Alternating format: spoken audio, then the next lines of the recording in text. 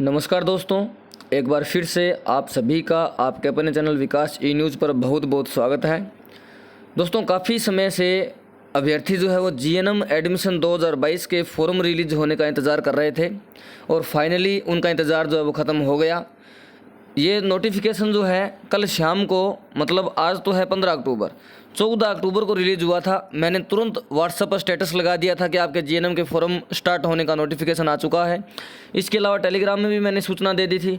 अभी वीडियो मैं 15 अक्टूबर को शाम को बना रहा हूँ, लेकिन सूचना मैंने 14 अक्टूबर को तुरंत जैसे ही वेबसाइट पर नोटिफिकेशन आया, तुरंत आपको सूचना टेलीग्राम में PDF मैंने अपलोड कर दी और सूचना व्हाट्सएप पर स्टेटस लगा दिया। और जिन जो अभ्यर्थी व्हाट्सएप पर जुड़े हुए थे और जो टेलीग्राम से जुड़े हुए थे, उन सभी के पास तुरंत सूचना पहुंच गई थी कि जीएनएम के आवेदन शुरू होने का नोटिस आ चुका है। मैंने भी आपको कई बार बताया कि समय अभाव होने के कारण वीडियो नहीं बना पाता हूं, लेकिन सूचना आपको तुरंत टेलीग्राम में मिल जाती है और वो सूचना तुरंत मैंने टेलीग्राम में आपके लिए डाल दी थी। अब जो PDF रिलीज़ हुई है, उस PDF को कंप्लीट PDF जो है, क्या पूरी प्रोसेस क्या है, कैसे आवेदन करना है, कितने पैसे लगेंगे, जीएनएम कितने साल का कोर्स है, सारी जानकारी आपको इस एक वीडियो में मिल जाएगी। वीडियो कंप्लीट देखिएगा, कहीं पर भी आपको स्किप नहीं करना है। कौन कौन जीएनएम कर सकता है? आपके मन में भी ये सवाल चल रहा होगा कि मैंने आर्ट्स से 12वीं की है, क्या मैं जीएनएम कर सकता हूँ? मैंने ग्रेजुएशन कर रखी है, क्या मैं जीएनएम कर सकता हूँ? महिला कर सकते हैं, फीमेल कर सकते हैं, उम्र सीमा क्या होनी चाहिए? काफ़ी सारे आपके मन में सवाल होंगे। सभी सवालों के जवाब आपको इस एक वीडियो में मिलने वाले हैं। वीडियो बिल्कुल भी स्किप मत करिएगा, पूरा वीडियो देखिएगा।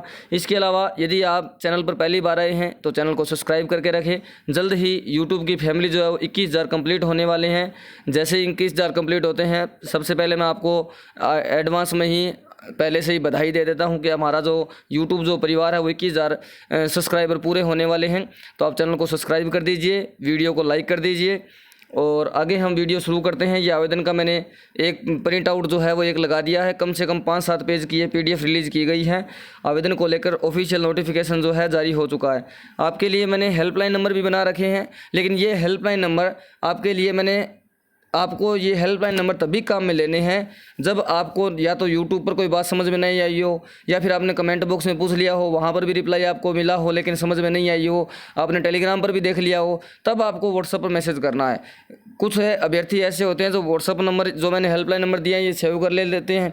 सेव करने के बाद में ना तो वीडियो पूरा देखते, जहाँ से नंबर मिले बस वहीं से मैसेज करना शुरू कर दिया और उनको फिर सारी बातें व्हाट्सएप मैसेज पर समझाओ। तो ऐसे अभ्यर्थी जो हैं जो बिना वीडियो देखे सीधे ही बात पूछ लेते हैं, मैं ऐसे अभ्यर्थी को या तो रिप्लाई नहीं करता या फिर 1-2 बार रिप्लाई कर देता हूं और उसके बाद भी यदि उनके पर्सन वैसे ही बार बार आते हैं बिना वीडियो देखे सीधे पूछते हैं तो बार बार मैं उनको ब्लॉक करते रहता हूं, फिर क्योंकि वो ऐसे अभ्यर्थियों का कोई काम नहीं है। तो अब देखिए मैं PDF सीधा शुरू करता हूं। ये आपकी पूरी PDF है, शॉर्टकट में मैं इसको आपको समझा देता हूं। आपके जो आवेदन शुरू होने वाले हैं ये 14 अक्टूबर को रिलीज़ की गई थी PDF और 14 अक्टूबर कल थी और कल ही मैंने आपके लिए वीडियो बना दिया था। आवेदन फॉर्म की बात करें तो 17 अक्टूबर से फॉर्म आपके शुरू होने वाले हैं। आज 15 अक्टूबर है, 16 अक्टूबर का इंतज़ार है और 17 अक्टूबर के दिन आपके जो फॉर्म है वो शुरू हो जाएंगे और लास्ट जो डेट रहेगी वो 10 नवंबर रहेगी। देखिए कुल मिलाकर आपके पास 20 या 25 दिन के लगभग आपको समय मिलेगा फॉर्म भरने के लिए। यदि योग्यता की हम बात करें तो योग्यता देखिए कम से कम तो 12वीं पास होने चाहिए। कोई भी अभ्यर्थी 12वीं पास अभ्यर्थी जो है फॉर्म अप्लाई कर सकता है। OBC कैंडिडेट के लिए 12वीं में 40% और जो SC ST कैंडिडेट है उनके लिए 12वीं में 35% कम से कम होने चाहिए। अब इसमें जो है आप ऐसा नहीं है कि सभी ने फॉर्म भर दिया सभी को सीटें मिल गई। यहाँ पर एक स्पेशल बात लिखी हुई है, देखिए माध्यमिक शिक्षा बोर्ड राजस्थान अजमेर से अथवा इसके द्वारा जारी अनुदेशिका के अनुसार मान्यता प्राप्त बोर्ड सीनियर सेकेंडरी परीक्षा उत्तीर्ण होना अनिवार्य, मतलब 12वीं तो होना चाहिए। जीव विज्ञान वर्ग मतलब कि जिनके पास बायोलॉजी है 12वीं में, फिजिक्स केमिस्ट्री या फिर बायोलॉजी विषय ग्रुप के अभ्यर्थियों को प्राथमिकता देय होगी। मतलब कि जो गवर्नमेंट सीटें हैं, जो अभी जीएनएम के फॉर्म स्टार्ट हुए हैं, वो गवर्नमेंट सीटों और प्राइवेट सीटों दोनों के लिए आवेदन है। ऑनलाइन आपको फॉर्म भरना है, ऑनलाइन ऑफलाइन फॉर्म ये नहीं है, ऑनलाइन भरना है। लेकिन जो गवर्नमेंट सीटें हैं उनमें बायोलॉजी के जो अभ्यर्थी हैं, जीव विज्ञान के, जिनके पास फिजिक्स केमिस्ट्री या फिर बायोलॉजी, या तो फिजिक्स थी या बायोलॉजी थी, इनके पास ये जो सब्जेक्ट था बायोलॉजी विषय ग्रुप के जो सदस्य हैं उन्हीं को प्राथमिकता मिलेगी, उन्हीं को गवर्नमेंट सीटों पर प्राथमिकता मिलेगी। यदि उपरोक्त विज्ञान वर्ग के योग्यता वाले अभ्यर्थी किसी वर्ग श्रेणी में उपलब्ध नहीं होंगे तो शेष रिक्त रही सीटों हेतु अन्य विषय वर्ग के उत्तीर्ण उसी जाति वर्ग श्रेणी के अभ्यर्थियों को सम्मिलित कर मेरिट आधार पर चयन किया जा सकेगा। यदि बायोलॉजी के अभ्यर्थी नहीं मिलते हैं गवर्नमेंट सीटों पर या प्राइवेट सीटों पर, तो जो बाकी अभ्यर्थी बचेंगे बाकी कैटेगरी के और बाकी जो विषय है तो उनको उन सीटों पर मतलब उनका चयन किया जाएगा। ये बात यहाँ पर मेंशन की गई है। उसके बाद आपको मैंने अंक बता ही दिए। तो आवेदन करने के लिए कम से कम इतने अंक होने चाहिए, कोई भी फॉर्म भर सकता है। उम्र सीमा की यदि बात करें तो उम्र जो है आपकी आज काउंट नहीं की जाएगी, आपकी उम्र 31/12/2022 के अनुसार काउंट की जाएगी। उस दिन तक आपकी उम्र 17 वर्ष हो जानी चाहिए, चाहे महिला हो चाहे पुरुष हो। और ये है 17 वर्ष एवं अधिकतम 28 वर्ष ये पुरुषों के लिए है। 17 वर्ष से लेकर 28 वर्ष तक ये पुरुषों के लिए, मैक्सिमम पुरुषों के लिए 28 वर्ष होनी चाहिए 31/12/2022 तक। और महिला के लिए 17 वर्ष और 34 वर्ष यहाँ पर बताई गई है आयु।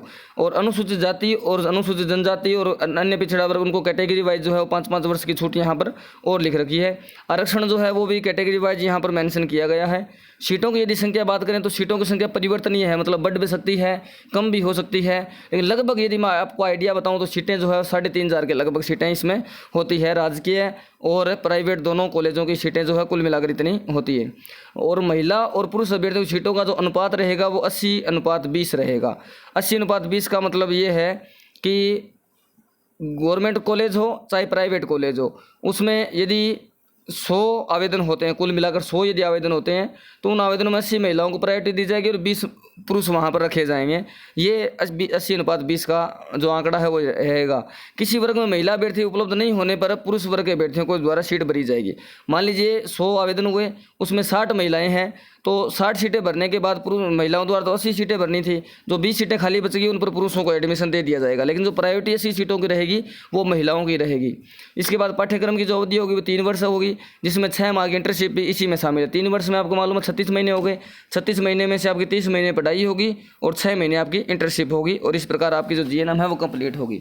उसके बाद फीस की यदि बात करें, वार्षिक फीस की बातें यदि करें तो गवर्नमेंट कॉलेज में यदि आप ओबीसी से हैं, बॉयज़ हैं, जनरल कैटेगरी से हैं, ओबीसी से हैं और क्रीमी वर्ग से हैं, तो आपको 10,000 रुपये 1 साल का देना पड़ेगा। और गवर्नमेंट कॉलेज की ये बात हो रही है।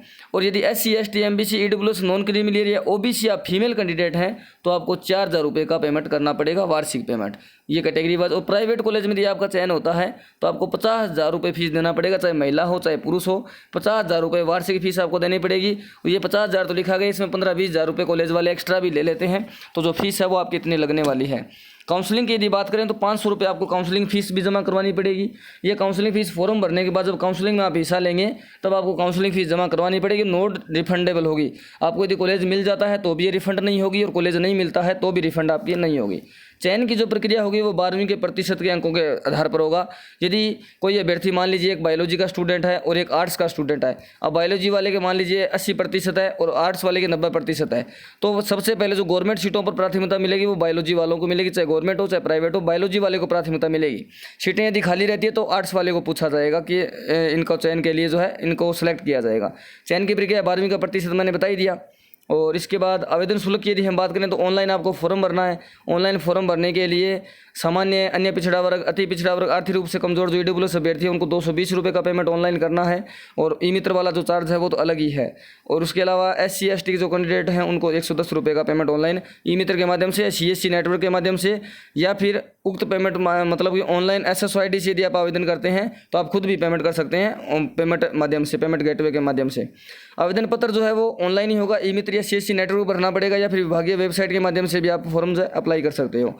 जो विज्ञप्ति है आप www.rajswasthya.nic.in से आप डाउनलोड इसको कर सकते हो।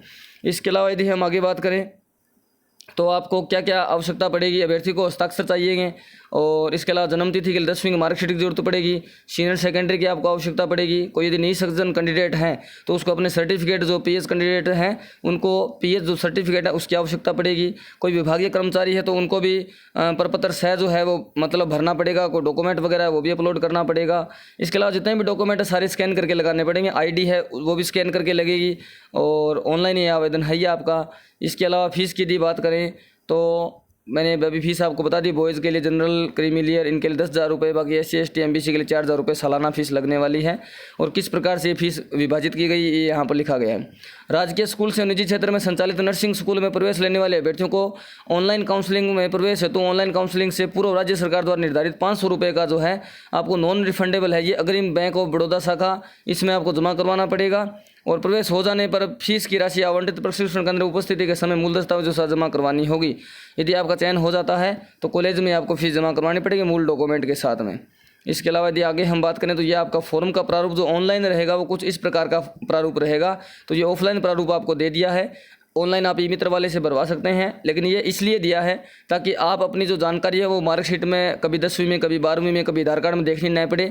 यहाँ पर जितने भी ऑप्शन है यदि आप फिलअप कर लेते हैं और ई मित्र वाले को सिर्फ ये एक प्रिंट आउट दे देते हैं तो इसी के अनुसार ई मित्र वाला जो है फॉर्म भर देगा। नहीं तो आपसे 10वीं की मार्कशीट मांगेगा, ना ही आपसे 12वीं की मांगेगा, क्योंकि आपने सारी डिटेल जो है लगातार यहाँ पर अपना एड्रेस वगैरह, आधार नंबर, सारी डिटेल आप फिलअप कर चुके होंगे। इसलिए आप ये फॉर्म जो है प्रिंट आउट निकाल के फॉर्म भर सकते हैं। और इसके अलावा यदि इसमें बात करें तो आवेदन जो है आपके 17 अक्टूबर से शुरू होने वाले हैं, 10 नवंबर तक आपके फॉर्म चलने वाले हैं। ये है पूरी जानकारी आपके लिए जीएनएम में।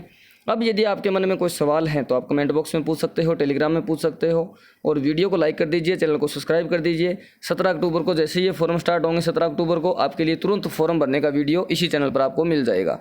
वीडियो को लगातार शेयर करते रहिए, वीडियो को लाइक करते रहिए, चैनल को सब्सक्राइब कर दीजिए। बहुत बहुत धन्यवाद दोस्तों। जय हिंद, जय भारत।